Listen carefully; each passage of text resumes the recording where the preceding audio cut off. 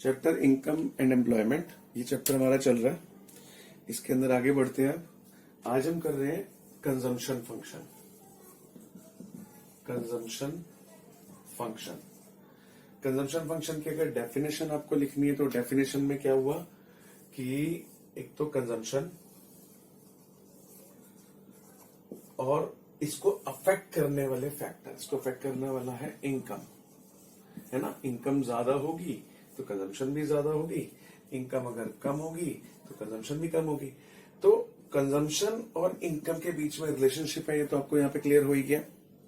तो इसके बीच में जो भी रिलेशनशिप है, रिलेशनशिप कौन सा रिलेशनशिप? Functional relationship. किसके बीच में? कंजम्पशन और इनकम। तो कंजम्पशन और इनकम के बीच में जो भी फंक्शनल रिलेशनशिप है that is called consumption function. समझ में आ गया? तो डेफिनेशन भी बन गई। कंजम्पशन फंक्शन रेफर्स टू, पहले इसको फंक्शनल रिलेशनशिप। फंक्शनल रिलेशनशिप क्यों मैं इसे कह रहा हूं फंक्शनल रिलेशनशिप? क्योंकि ये फंक्शन करता है इसकी वजह से। इनकम बढ़ती है, कंजम्पशन बढ़ता है, इनकम घटती है, कंजम्पशन घटता है, यानी कि जो इसका फंक्शन है वो इस पे डिपेंड है ना। तो फंक्शनल रिलेशनशिप हो गया ना इन दोनों के बीच। तो functional relationship between consumption and income is called consumption function. ठीक है। इक्वेशनल फॉर्म में इसे कैसे लिखोगे? C is a function of Y, consumption is a function of income. C consumption है, F फंक्शन है, Y इनकम है। अब इसको न्यूमेरिकली जब हम यूज करेंगे कंजम्पशन फंक्शन को तो कैसे करेंगे? C equals to C bar plus BY, इस तरह से न्यूमेरिकल्स में। यहां पे C का मतलब क्या है?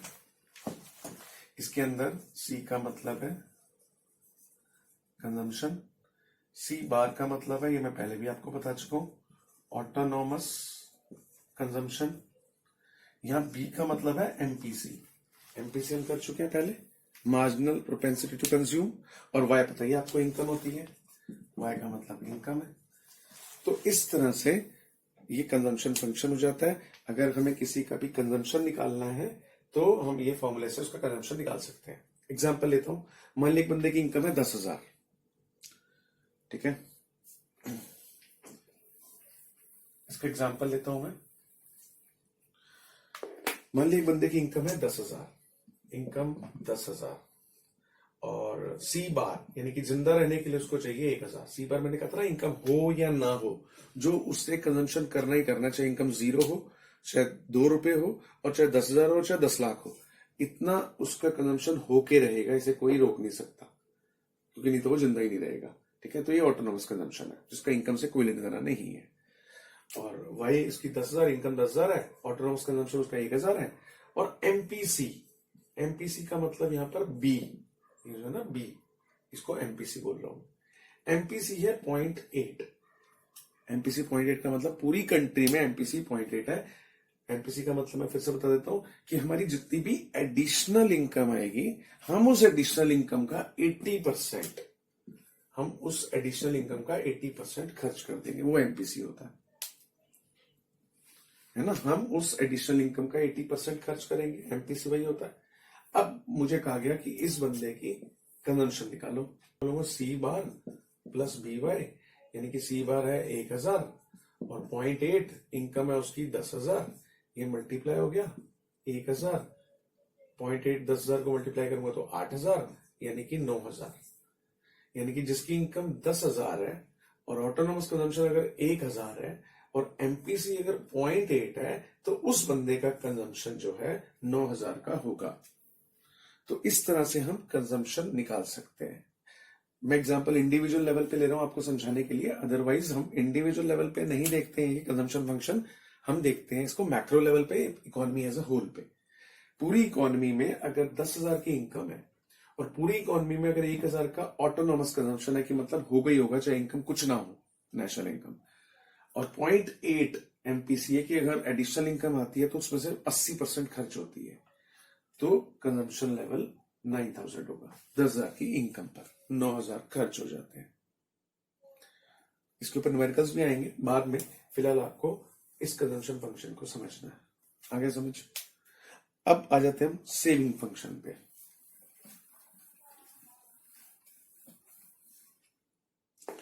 तो जैसे कंजम्पशन फंक्शन था ऐसे ही सेविंग फंक्शन है। एक तरफ सेविंग किसकी वजह से फंक्शन करती है? ऑब्वियसली इनकम की वजह से। क्यों? क्योंकि अगर इनकम ज्यादा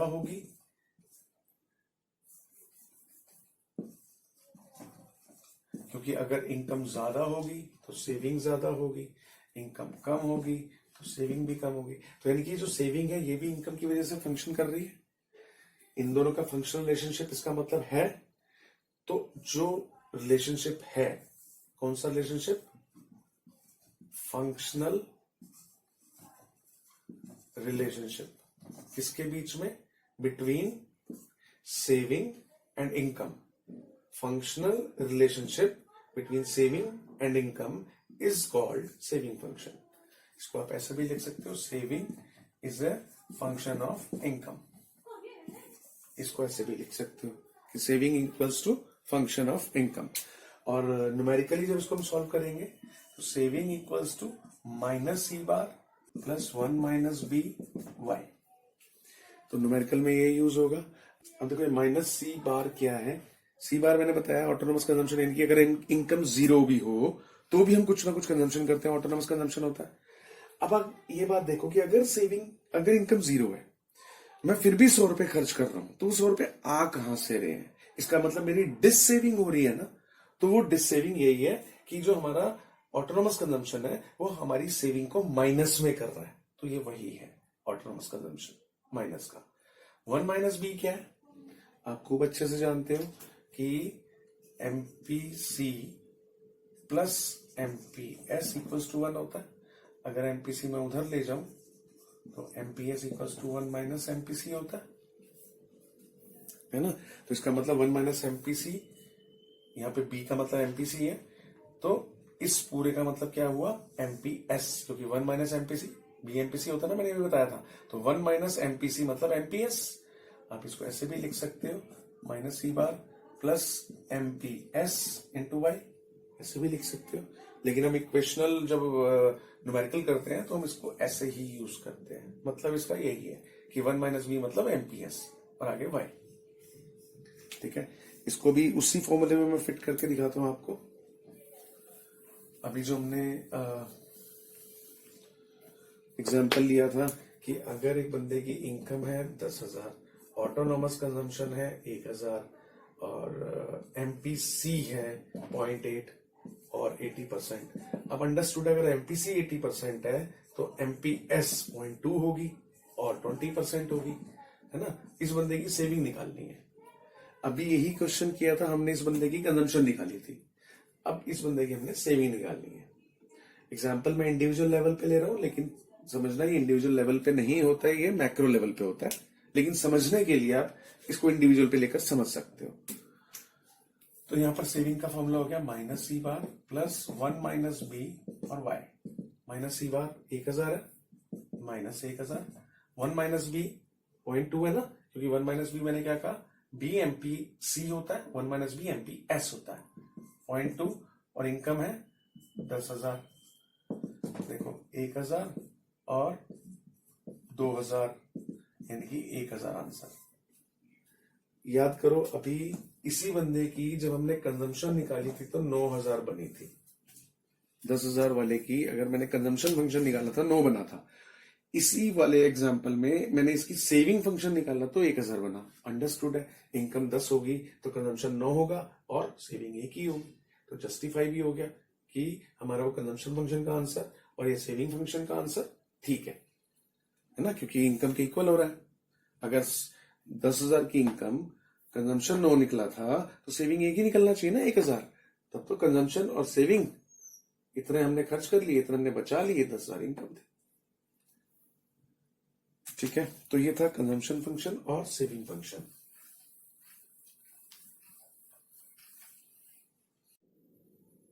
नेक्स्ट टॉपिक इन्वेस्टमेंट फंक्शन। तो इन्वेस्टमेंट फंक्शन भी वैसे ही जैसे अभी मिलता जुलता हमने कंजम्पशन फंक्शन किया। और सेविंग फंक्शन किया, वैसे इन्वेस्टमेंट फंक्शन है। क्या होगा इन्वेस्टमेंट फंक्शन? अब आप अंदाजा खुद भी लगा सकते हो कि इन्वेस्टमेंट किसकी वजह से फंक्शन करता है? ये भी इनकम की वजह से। वो कैसे? अगर हमारी इनकम होगी तभी तो हम इन्वेस्टमेंट करेंगे, इनकम कम होगी तो इन्वेस्टमेंट भी कम होगी, यानी कि ये इन्वेस्टमेंट भी फंक्शन किस वजह से कर रही है? इनकम की वजह से। तो इसका मतलब यहां भी इन दोनों के बीच में एक रिलेशनशिप एस्टेब्लिश हो गया, फंक्शनल रिलेशनशिप, कि ये इसकी वजह से फंक्शन कर रही है ना। तो यहां पे भी वही डेफिनेशन कि इन दोनों के बीच में जो फंक्शनल रिलेशनशिप, किनके बीच में? इन्वेस्टमेंट और इनकम के बीच में जो भी फंक्शनल रिलेशनशिप है, that is called investment function. लिखेंगे कैसे? Investment is a function of Y, income. Investment income की वजह से फंक्शन करता है। ठीक है। अब आगे करते हैं कि अब आगे देखो कि इन्वेस्टमेंट जो है वो दो टाइप की होती है। एक होती है इंड्यूस्ड इन्वेस्टमेंट और एक होती है ऑटोनॉमस इन्वेस्टमेंट। एक induced investment, autonomous investment. Induced investment means ऐसी इन्वेस्टमेंट जो इन्वेस्टमेंट किसी से इंस्पायर होती है, इंड्यूस्ड होती है। किससे? उसके पीछे कोई मोटिव होता है, और सबसे बड़ा मोटिव इन्वेस्टमेंट हम क्यों करते हैं, उसके पीछे मोटिव है प्रॉफिट। तो यानी कि अगर कोई इन्वेस्टमेंट होती है प्रॉफिट मोटिव की वजह से, उसे कहते हैं इंड्यूस्ड इन्वेस्टमेंट। एग्जाम्पल, मान लिया कि मेरी पेन बनाने की फैक्ट्री और मैं इंक कहीं और से लेता हूँ। फिर मैंने सोचा भाई इंक वाले को मार्जिन देने से अच्छा है क्यों ना मैं इंक की फैक्ट्री भी खुद ही लगा लूं, इंक की मैन्युफैक्चरिंग भी खुद ही कर लूं। तो मैंने इंक के लिए इन्वेस्टमेंट की, ठीक है। तो उस इन्वेस्टमेंट से ऑब्वियसली मेरा प्रॉफिट बढ़ेगा, इसीलिए कि मैंने इन्वेस्टमेंट की मेरा प्रॉफिट बढ़ जाए। तो ये जो मैंने इन्वेस्टमेंट की प्रॉफिट मोटिव के लिए, ये थी इंड्यूस इन्वेस्टमेंट, क्योंकि इसके पीछे एक इंस्पिरेशन थी प्रॉफिट। यानी कि ये होती है इन्वेस्टमेंट का कर्व, इंड्यूस इन्वेस्टमेंट। इधर इनकम है यानी कि वाई, और इधर इन्वेस्टमेंट है यानी कि आई। तो इतनी इन्वेस्टमेंट इतनी इनकम। देखो इनकम बढ़ गई, इन्वेस्टमेंट बढ़ गई, यानी कि इन्वेस्टमेंट बढ़ गई, इनकम बढ़ गई, इन्वेस्टमेंट कम हो गई तो इधर इनकम भी कम हो गई। यानी कि यहां पर जो इनकम में, यानी कि जो इन्वेस्टमेंट में चेंज हो रहा है यहां से यहां, वो किसकी वजह से? इनकम की वजह से। तो ये है इंड्यूस इन्वेस्टमेंट। ऑटोनोमस इन्वेस्टमेंट का मतलब है, इसको आई बार से डिनोट कर सकते हो आप। ऑटोनोमस इन्वेस्टमेंट का मतलब जिसके पीछे कोई मोटिव नहीं है। ये ऐसी इन्वेस्टमेंट है जिसका इनकम से कोई मतलब, जैसे ऑटोनोमस कंजम्पशन किया ना, कि ऐसा कंजम्पशन कि इनकम हो या ना हो, वो कंजम्पशन होके रहेगा। ऐसे ये इन्वेस्टमेंट, ऑटोनोमस इन्वेस्टमेंट ऐसी इन्वेस्टमेंट है कि इनकम हो या ना हो, बढ़े या ना बढ़े, वो इन्वेस्टमेंट तो इकोनॉमी में होकर ही रहेगी। जैसे ये इन्वेस्टमेंट ऐसी है, कुछ ऐसी इनिशियल इन्वेस्टमेंट्स होती हैं जो इनकम से जिसका कोई लेना देना नहीं है, कि इनकम इतनी हो तो भी इतनी इन्वेस्टमेंट है, इनकम कम हो जाए तो भी ये इन्वेस्टमेंट है, इनकम ज्यादा हो जाए तो भी ये इन्वेस्टमेंट, मतलब इतनी इन्वेस्टमेंट तो होगी ही होगी। ये है ऑटोनोमस इन्वेस्टमेंट। ठीक है। तो इन्वेस्टमेंट दो टाइप की, इंड्यूस्ड और ऑटोनोमस।